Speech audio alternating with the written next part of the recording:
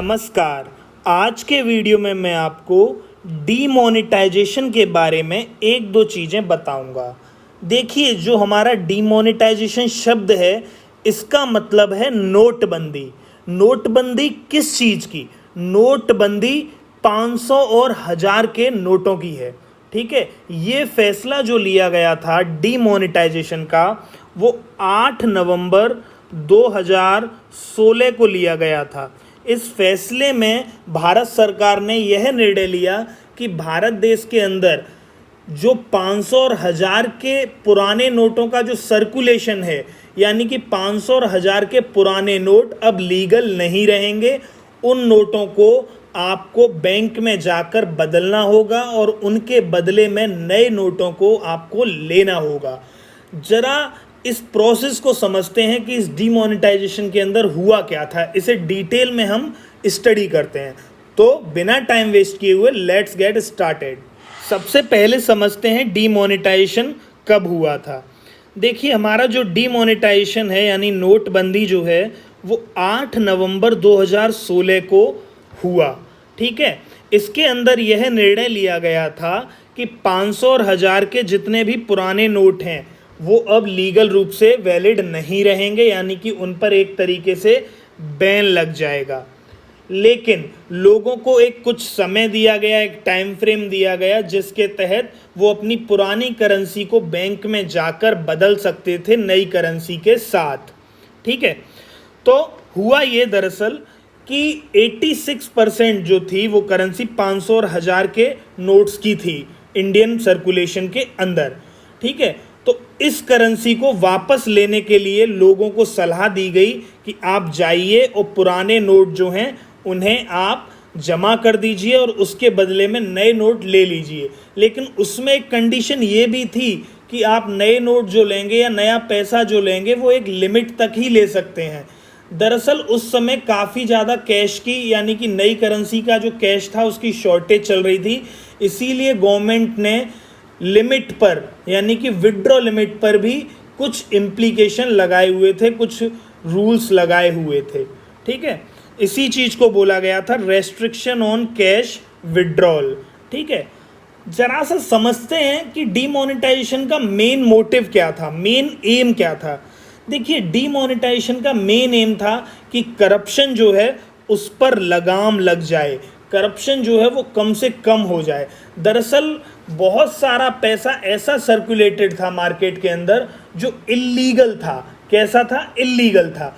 उस इल्लीगल पैसे को जब व्यक्ति बैंक में जाके जमा करेगा तो वो एक ऐसे फॉर्मल सिस्टम से होके गुजरेगा जिसके तहत उसे अपने पैसे को, अनअकाउंटेड वेल्थ को डिक्लेयर करना ही होगा कि ये वेल्थ उसने कहाँ से एक्यूमुलेट की है, कहाँ से इकट्ठी की है। अगर वो ऐसा नहीं कर पाएगा तो उसका पैसा जो है वो बर्बाद हो जाएगा, खराब हो जाएगा। तो इस तरीके से जितनी भी करप्टेड अमाउंट थी उस पर काफ़ी हद तक लगाम लग गई थी और काफ़ी इलीगल एक्टिविटीज़, जहाँ पर कैश का इन्वॉल्वमेंट ज़्यादा रहता है, जहाँ पर 500 और 1000 के नोट्स का इन्वॉल्वमेंट ज़्यादा रहता है, वहाँ पर इन चीज़ों को मिनिमाइज़ कर दिया गया, क्योंकि हमारी जो पुरानी करेंसी थी वो अब वैलिड थी ही नहीं। आइए समझते हैं इस चीज़ को बुक में कैसे डिफाइन किया गया है। देखिए, 8 नवंबर 2016 को 500 और 1000 की जो डिनोमिनेशन थी, यानी कि 500 और 1000 की जो करेंसी थी, उसे कोशिश की गई कि जो सर्कुलेशन से विड्रॉ कर लिया जाए गवर्नमेंट के द्वारा। ठीक है, तो 86% ऐसी करेंसी थी जो ऑलरेडी सर्कुलेशन में थी। लोगों को बोला गया कि ये जो करेंसी है इसे आप वापस कर दीजिए बैंक को और उसके बदले में नई करेंसी आप ले लीजिए। लेकिन नई करेंसी भी आप एक लिमिट तक ले सकते हैं। ऐसा नहीं था कि आप 20 लाख रुपए की पुरानी करेंसी लेके जाएंगे और 20 लाख रुपए आपको उसी दिन मिल जाएंगे। डेली कुछ ना कुछ लिमिट सेट थी कि आप 20,000 ही विड्रॉ कर सकते हैं नई करेंसी की फॉर्म में, या आप 1 लाख या 50,000, जो भी एक विड्रॉ लिमिट सेट कर दी गई थी। इसी के रिजल्टेंट में बोला जाता है कि कैश विड्रॉल जो था उसके ऊपर एक रेस्ट्रिक्शन लगी हुई थी। जो मेन एम था डीमोनेटाइजेशन का वो यही था कि करप्शन के ऊपर लगाम लगाई जा सके, ऐसे नोट्स को चेक किया जा सके जो इलीगल फॉर्म में सर्कुलेटेड हैं या इलीगल एक्टिविटीज़ में यूज़ हो रहे हैं। ब्लैक मनी का जो एक्यूमुलेशन है, यानी कि जहाँ जहाँ ब्लैक मनी इकट्ठा हो गया है उसके ऊपर भी लगाम लगाई जा सके। तो यही सारी जो चीजें थी वो डीमोनेटाइजेशन के अंदर थी। तो आशा करता हूं आप डीमोनेटाइजेशन समझ गए होंगे। चलिए अब देखते हैं डीमोनेटाइजेशन के कुछ फीचर्स। अब हम बात करेंगे डीमोनेटाइजेशन के फीचर्स की, यानी कि डीमोनेटाइजेशन की विशेषताओं की।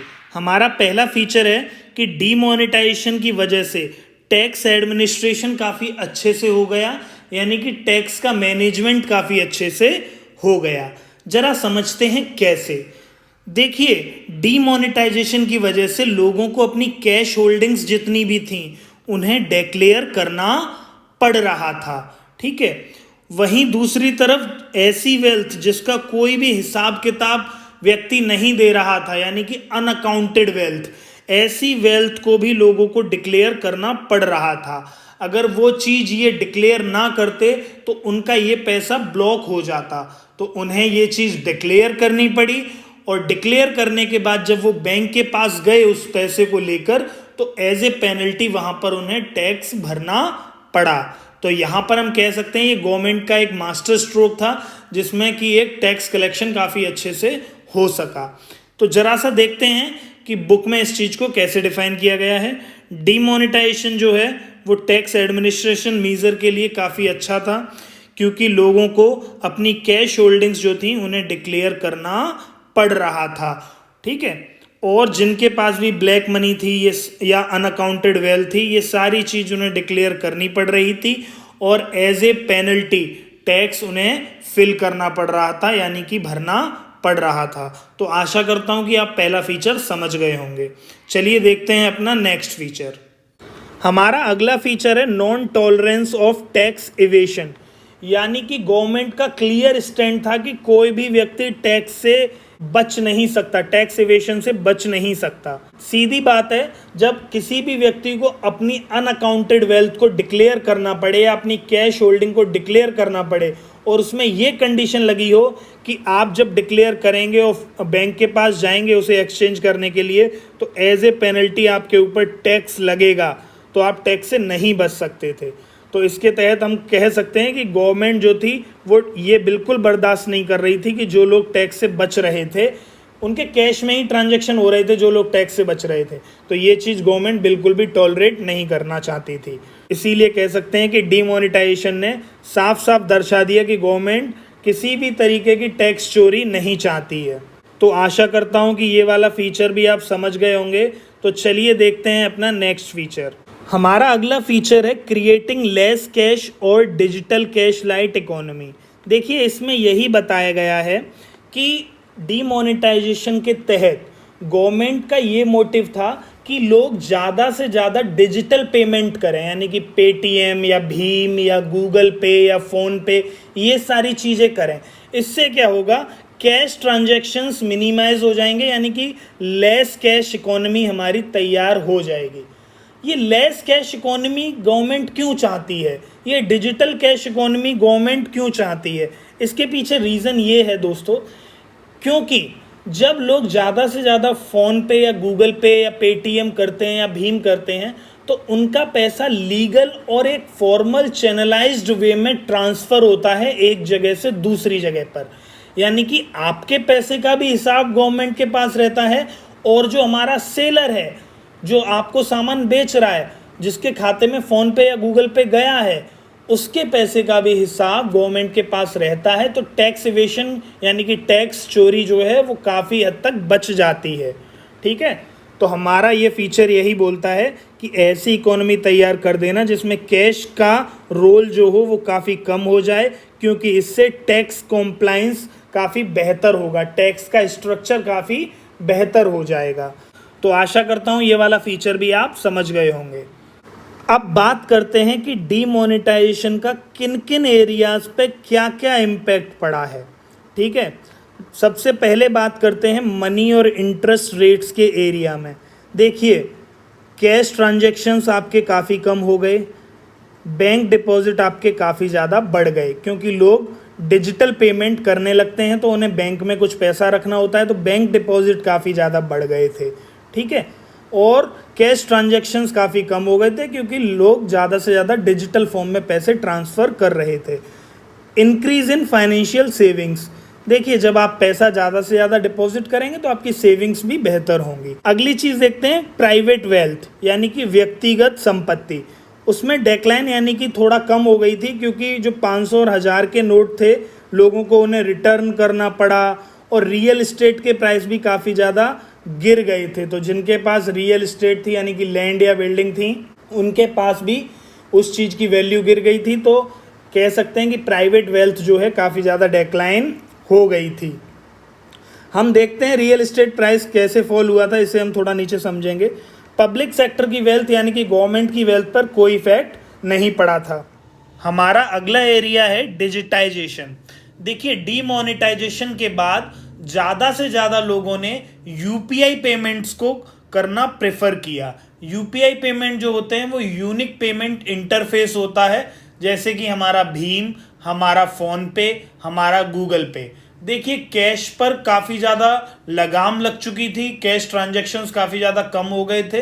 तो बहुत ही ज़्यादा सुविधाजनक जो रास्ता था पैसों को लेन देन का, वो था यूपीआई।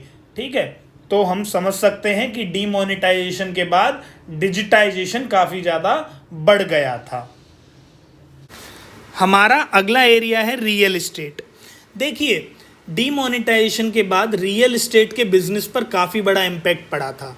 जो लैंड और बिल्डिंग्स थी उनके दाम काफ़ी ज़्यादा गिर गए थे। ऐसा इसलिए हुआ क्योंकि लैंड और बिल्डिंग्स वगैरह जो होती हैं या रियल इस्टेट जो होता है उसमें कैश का इन्वॉल्वमेंट काफ़ी ज़्यादा होता है। फॉर एग्जांपल, अगर आप कोई चीज़ 1 करोड़ की खरीद रहे हैं तो उसमें हो सकता है कि 20 लाख आपने ऊपर से कैश दिया हो और 80 लाख आपके पेपर वर्क में यानी कि कागज़ पर लिखे गए हों। तो आप देखिए कि 20 लाख अनअकाउंटेड है, यानी कि उसका कोई हिसाब नहीं है, वो आपने ऊपर से दे दिया है। ठीक है, तो ऐसी चीज़ों पर काफ़ी ज़्यादा लगाम लग गई, क्योंकि वो पैसा अब चल ही नहीं रहा था। ठीक है, उस पैसे का हिसाब आपको देना ही था, क्योंकि वो पैसा अल्टीमेटली जाता बैंक में ही। लास्ट में आउटपुट यही निकला कि रियल इस्टेट का प्राइस जो है वो काफ़ी हद तक गिर गया था। टैक्स कलेक्शन यानी कि टैक्स का काफ़ी ज़्यादा कलेक्शन होने लगा, टैक्स रेवेन्यू जो है काफ़ी ज़्यादा जनरेट होने लगा, क्योंकि लोगों ने अपनी कैश होल्डिंग्स को डिक्लेयर किया, अनअकाउंटेड वेल्थ को डिक्लेयर किया, एज ए पेनल्टी टैक्स को फिल किया। तो हम कह सकते हैं कि टैक्स कलेक्शन काफ़ी ज़्यादा बढ़ गया था, क्योंकि डिस्क्लोज़र काफ़ी ज़्यादा बढ़ गए थे। लोगों ने काफ़ी ज़्यादा रूप में डिस्क्लोज़ करना स्टार्ट कर दिया था अपने पैसे को। तो आशा करता हूं कि आप ये डीमोनेटाइजेशन पूरा समझ गए होंगे। ये बिजनेस एनवायरनमेंट का आपका चैप्टर यहीं पर ख़त्म होता है।